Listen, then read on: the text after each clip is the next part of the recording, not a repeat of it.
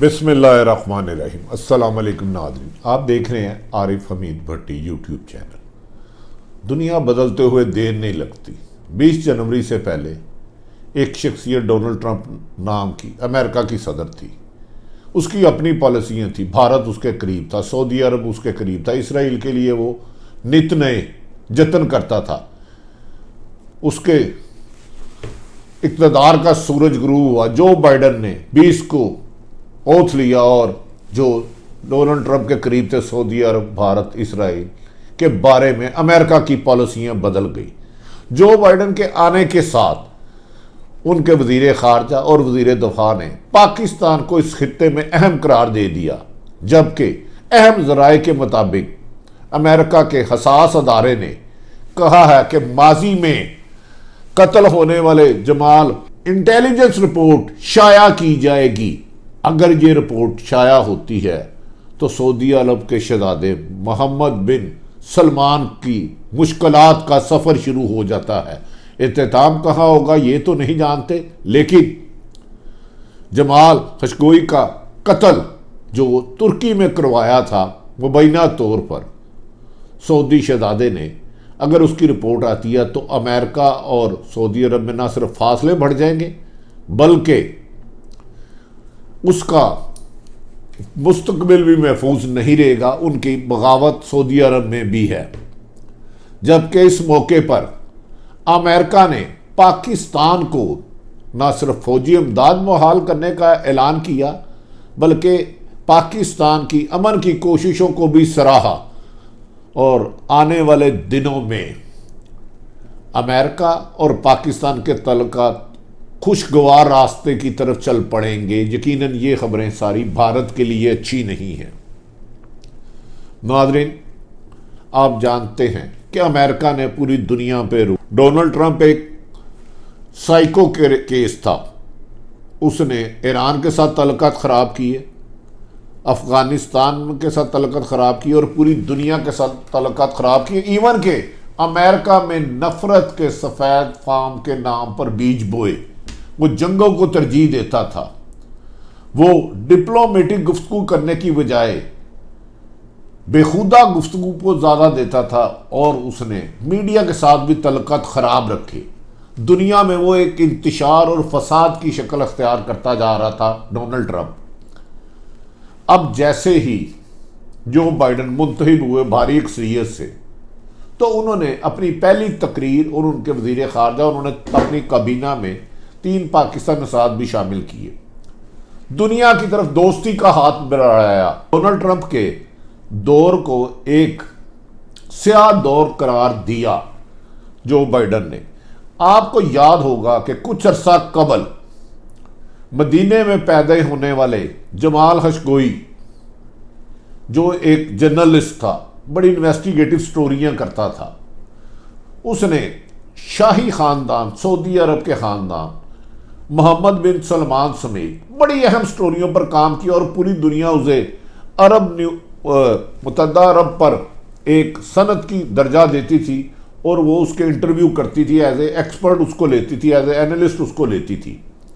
جب اس نے، یاد رکھیں کہ جمال خشوگی نے ماضی میں اسامہ بن لادن سے بھی انٹرویو کیے، اور وہ جانتے تھے کہ محمد بن سلمان اور اسامہ بن لادن کے کیا تعلقات ہیں، اس پر بھی انہوں نے بہت ساری خبریں نشر کی، جس پر سعودی شہزادے ان کی جان کے دشمن ہو گئے اور ان کو مارنے پر تل گئے۔ اس دوران وہ وہاں سے بڑی مشکل جان بچا کے نکل گیا۔ اس کے ویزے کی میعاد ختم ہو رہی تھی، پاسپورٹ کی ختم ہو رہی تھی، تو وہ ترکی میں سعودی سفارت خانے میں گیا تاکہ اپنے لیے ویزا اور پاسپورٹ کو ایکسٹینڈ کرا سکے۔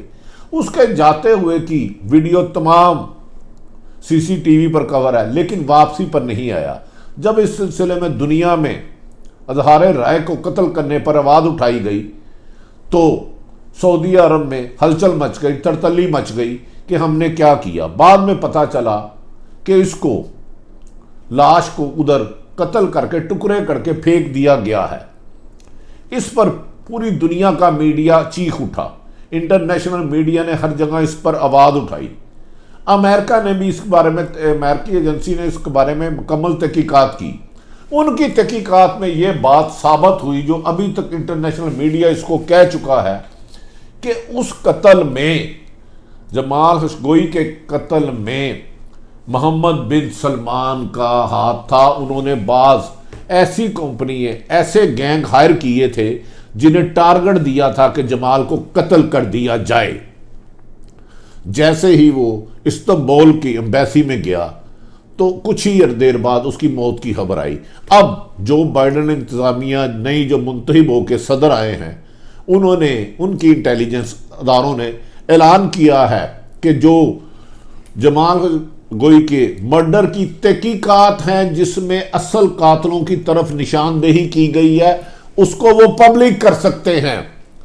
کیا یہ ممکن ہے کہ اگر یہ کیس امریکہ میں چلتا ہے اور سعودیہ کا شہزادہ وہاں مجرم بن جائے یا ملزم بن جائے یا اس کے خلاف کیس چلے، یقیناً ان حالات میں امریکہ اور سعودی عرب میں بہت زیادہ فاصلے بڑھ جائیں گے۔ سعودی عرب نے لالچ میں اسرائیل کو، یو اے ای کو مجبور کیا کہ تسلیم کرے۔ یو اے ای نے اسرائیل کے ذریعے امریکہ کو مجبور کیا کہ ہم آپ کو تسلیم کر لیتے ہیں، مگر ہمیں F-35 یو اے ای 50 طیارے دیں، جس پر جاتے جاتے ڈونلڈ ٹرمپ ایک فساد کی جڑ اور لگا گیا اور یہ ایگریمنٹ کر گیا۔ کہا جاتا ہے کہ اب اسرائیل بھی اس کے خلاف ہے۔ اگر یو اے ای کو ملتے ہیں، یو اے ای اور اسرائیل کی سرحدیں قریب ہیں، اگر کل کو ان میں ناراضگی ہوتی ہے تو وہ ناقابل تلافی نقصان ہوگا اسرائیل کا۔ اب آنے والے دنوں میں بظاہر بادی النظر میں ایسا لگتا ہے کہ سعودی عرب اور امریکہ کے، اگر وہ ان کی انٹیلیجنس ایجنسیاں جمال کے قتل کی تحقیقات کو اوپن کرتے ہیں تو ان کے تعلقات اچھے نہیں رکھیں گے۔ یاد رکھیں کہ سعودی عرب اور پاکستان ایک دوسرے کے دیرینہ دوست تھے۔ پاکستان نے ہر مشکل وقت میں نہ صرف ان کی مدد کی بلکہ پاک فوج نے وہاں جا کر ان کی حفاظت کی، اور اب بھی پاک فوج ان کی حفاظت کے لیے اپنی جانیں قربان کر رہی ہے، اور ہر وقت ہم ادھر اپنی آپ کو سٹینڈ بائی کیے ہوئے ہے۔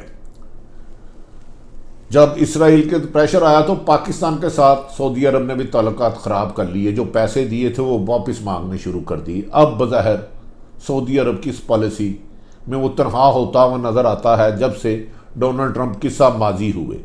اب دیکھنا یہ ہے ناظرین کہ سعودی عرب کو اس غلطی کا احساس ہوا، اور کہا جا رہا ہے کہ پچھلے دنوں ان کے جو سفیر آئے تھے، وہ جو عمران خان صاحب وزیر اعظم اور آرمی چیف کو ملے تھے، وہ پاکستان میں جو کشیدہ تعلقات سعودی عرب کے ہونے والے تھے اس کو بہتر کرنا چاہ رہے ہیں، کیونکہ وہ جانتے ہیں کہ اگر امریکہ ان سے ناراض ہوتا ہے تو آنے والے وقت میں پاکستان سے زیادہ ان کی حفاظت کوئی بہتر نہیں کر سکتا۔ اور اس خطے میں اب جو پاکستان کی اہمیت ہے، نیوکلیئر پاور ہے، اس کی فوج دنیا کی ٹاپ 10 میں آتی ہے، اور یہ اب سعودی عرب کی مجبوری ہوتا جائے گا۔ دیکھتے ہیں کہ آنے والے دنوں میں جو یو اے ای نے ہم سے 24 جنوری کو پیسے لینے تھے، اس کے میں بھی توسیع کی جا رہی ہے۔